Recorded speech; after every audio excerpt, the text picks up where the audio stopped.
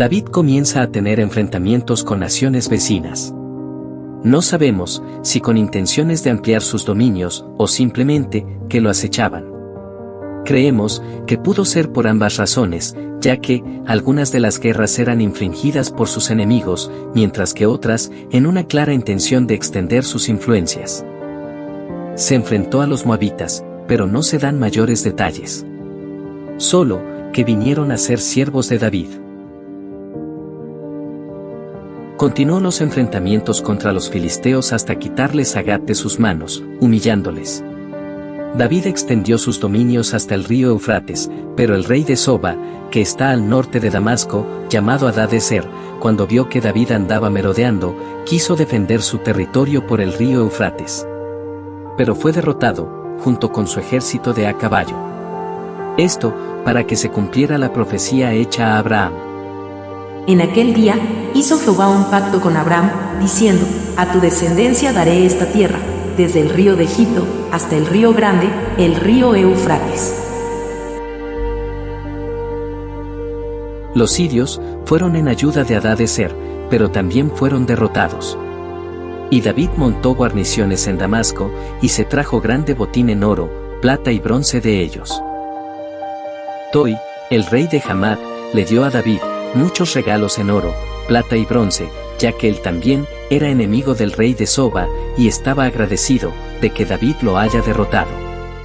A todas estas, a pesar de que todos estos fueron derrotados, Hadadezer no pereció, y se mantuvo alejado por cierto tiempo. Luego de esto, David se enfrentó a los edomitas en el valle de la Sal, que estaban al sur de Israel, y acabó con 18,000 de ellos. Y dice la Biblia que Joab se fue a enterrar a sus muertos. Porque cuando David estaba en Edom, subió Joab, el general del ejército, a enterrar los muertos, y mató a todos los varones de Edom. Todos estos muertos fueron los que habían caído en la gran batalla del Valle de la Sal. Luego Joab instaló guarniciones por todo Edom, y se estuvo 6 meses al frente. Durante este periodo, mató a todo varón de la casa de Edom, y fueron muy pocos los que pudieron huir. Y con el pasar del tiempo, Edom quedaría pagando tributos al rey de Israel. Así crecía el dominio del rey David por todas las naciones, de la mano de Jehová, quien era el que le daba todas esas victorias. Y todo el oro, la plata y el bronce se iban guardando en ofrenda a Jehová. La bondad de David hacia Mefiboset. La bondad de David hacia Mefiboset es un hecho el cual vamos a tratar de ponerle una fecha lo más cercana posible. Ya que bíblicamente es difícil saber exactamente en qué momento del reinado de David pudo ocurrir, así como muchas otras cosas.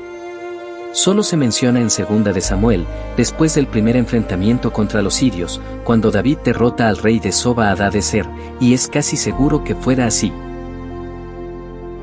Dijo David, ¿ha quedado alguno de la casa de Saúl, a quien haga yo misericordia por amor de Jonatán? La respuesta más acertada a esta pregunta se supone que hubiera sido, por supuesto mi rey, ya que, aparte de Mical, quien convivía con el rey, estaban los 2 hijos de Saúl que tuvo con Rispa. Además de los 5 hijos de Merab, quienes eran sus nietos.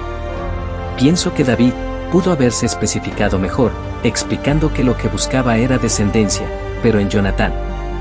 Sería ilógico pensar que conviviendo con Mical, no supiera que a Saúl le quedaban los 2 hijos de Rispa y los 5 hijos de Merab.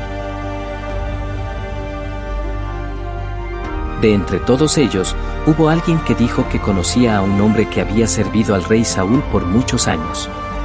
Y su nombre era Siba, de quien se rumoraba que sabía del paradero de un hijo de Jonatán. Luego David envió por este hombre, y le preguntó que si él sabía de algún descendiente de la casa de Saúl.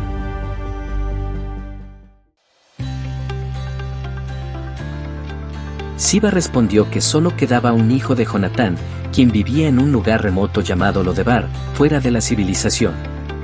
Este estaba a cargo de la familia de Maquir, donde había vivido desde la muerte de su padre, pero que era un lisiado de sus pies, pues era cojo. Recordemos que ya antes habíamos mencionado sobre cómo había quedado lisiado Mefiboset, cuando la casa de Saúl huía de los filisteos, y se le cayó a su nana de entre sus brazos.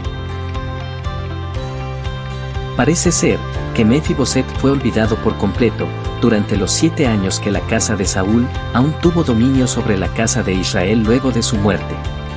No sabemos si por desconocimiento, que es lo más probable, o que su nodriza lo mantuviera escondido por temor a los nuevos gobernantes. Quizás sus criadores prefirieron mantenerlo oculto, por temor a que fuera asesinado por ser nieto de Saúl. Y se lo llevaron tan lejos como pudieron, hasta Lodebar, que está al este del río Jordán, al sur del mar de Galilea. David dio gloria a Dios, porque no se esperaba más, que un hijo de su más íntimo amigo Jonatán, estuviera vivo. Y envió enseguida a buscarlo y lo trajeron a su presencia. Cuando Mefiboset se encuentra frente al rey David, le hace reverencia. David le pregunta, ¿eres tú Mefiboset? Él, con voz temerosa le contesta, tu siervo. Cuando David nota su temor, le dice que no tema. Y procede a contarle la historia de su amistad con su padre Jonatán, historia que él desconocía, ya que para ese tiempo, era un niño de menos de 5 años. Y David le dice, que le devolverá todo, lo que una vez fue de su abuelo Saúl. Y que sus siervos serán Siba y sus 15 hijos, además de 20 criados. Y él, inclinándose, dijo, ¿quién es tu siervo, para que mires a un perro muerto como yo? Entonces David le dio instrucciones a Siba. Le dijo, que él y sus hijos le sirvieran a Mefiboset en todas las propiedades que fueran de Saúl.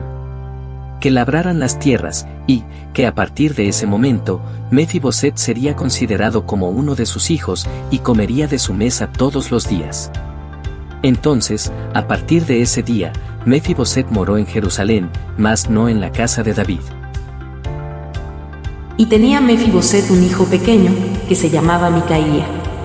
Y toda la familia de la casa de Siba eran siervos de Mefiboset. Ahora bien, para fechar más o menos este evento, debemos de tener en cuenta, que para ese momento, Mefiboset tenía un niño pequeño. Esto nos indica, que tenía más de 20 años.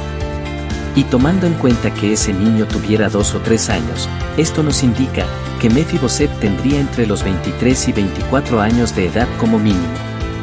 Y como tenía 5 años cuando David fue proclamado rey de Judá, esto nos da un aproximado, para fecharlo antes de la mitad del gobierno de David, es decir, entre el año 17 y 18 del reinado. Por el año 1039 a.C. David y los amonitas. Año 1039 a.C. Por ese mismo año, David aún no había tenido enfrentamiento con los de Amón. No los consideraba como enemigos, ya que sentía mucho agrado por Naas, quien era su rey, y además se supone que su madre Nitzebet fuera oriunda de esas tierras. No debemos confundir este Naas con el de la época de Saúl, sino que este debió haber sido su hijo y sucesor. Aunque en la Biblia nunca se menciona que David tuviera algún tipo de amistad con este Naas, parece ser que este rey de Amón ayudó mucho a David en algún momento de su vida. Puede que haya sido durante sus exilios, aunque nunca se menciona que David haya estado en Amón, como lo hizo con Moab y Gat de Filistea. Como se habla de que fue misericordioso con David, entonces es de imaginar que ayudó a David cuando éste lo necesitó, y dudamos que haya sido después de que tomara el trono de Israel. Naas muere, y en su lugar queda gobernando su hijo Hanún. Y David envió mensajeros hasta Amón, para consolarle y expresarle su más sentido pésame. Pero para mayor de sus sorpresas, el nuevo rey Hanún es influenciado por los príncipes de Amón, quienes le hacen creer que en verdad esos mensajeros eran espías de David, para reconocer la tierra y destruirla. Los amonitas sabían el grado de violencia y poder, demostrado por David ante otras ciudades y naciones, y pensaban que Amón sería la próxima en caer en sus manos. Hanún ordenó que a los mensajeros se le cortaran sus barbas a la mitad, y que sus vestidos fueran cortados hasta las nalgas, y los despachó. Esto con la intención de causar una fuerte provocación al gobierno de David. Este acto de vergüenza no cayó bien ante los ojos de David, el cual pidió que los mensajeros se quedaran en Jericó hasta que sus barbas volvieran a crecer. Pero tampoco hizo nada de momento para tomar algún tipo de venganza por este acto bochornoso por parte de los amonitas. Los rumores no se hicieron esperar, el pueblo se sentía indignado y querían venganza, pero David fue muy paciente, estaba lejos de pensar en una toma del pueblo de Amón. Al menos por ahora. Pero Hanún quería seguir adelante. En su prepotencia, quería tumbar la fama de conquistador de David, y para ello, a base de dinero, compró un gran ejército de entre los sirios, para emprender una batalla contra David. Hanún sabía que los sirios querían quitarse el yugo del rey David, quien los había saqueado, y a quien servían y pagaban tributo. Entonces Hanún logró traer rebeldes sirios y de Soba, 20.000 hombres de a pie, del rey de Maaca, 1.000 hombres, y de Istob, 12.000 hombres, para que los apoyara. Y los estableció en unos campos para dar una emboscada al ejército de Israel. Por supuesto que David, al enterarse de que los amonitas planeaban un ataque, encargó a Joab y a su hermano Abisai para hacer una toma de Amón. Pero quizás David ignoraba que un nutrido grupo de rebeldes sirios se habían organizado y que iban a apoyar a Hanún. Y cuando Hanún vio que el ejército de Joab se acercaba, se puso en orden de batalla, mientras que los rebeldes sirios venían tras ellos. Joab, viendo que se le presentaba batalla, tanto por el frente como por la retaguardia, dividió a su ejército. Y puso a cargo de su hermano Abisai una gran parte del ejército para que siguiera contra los amonitas. Entretanto, él enfrentaría a los rebeldes sirios. Tenemos que dejar en claro que para esta primera parte de la guerra, David no estuvo presente y todo estaba a cargo de Joab, quien, en una ardua labor, logró imponerse sobre los 33.000 rebeldes sirios. Y los que no murieron ahí, huyeron de delante de Joab. Cuando los amonitas se dieron por enterado del fracaso de los rebeldes sirios, huyeron y se escudaron en la ciudad, y no sabemos si Abisai los enfrentó, o simplemente huyeron sin presentar batalla. Lo más seguro es que no le hayan hecho frente al ejército que llevaba Abisai, y este se regresó a Jerusalén, y no quiso tomar la ciudad. David hizo arrase, y mató a más de 40.000 sirios, incluyendo a Sobac. Pero Hadadezer quizás haya escapado, ya que no se menciona que haya muerto, tal cual ocurrió con su general Sobac. Lo cierto del caso es que los sirios aprendieron bien la lección, y juraron nunca más pelear contra los israelitas, menos por la causa de Amón. Luego, David retornó a Jerusalén, con todo su ejército, y aún le quedaba la espinita sobre los hijos de Amón, pero todo sería a su debido tiempo.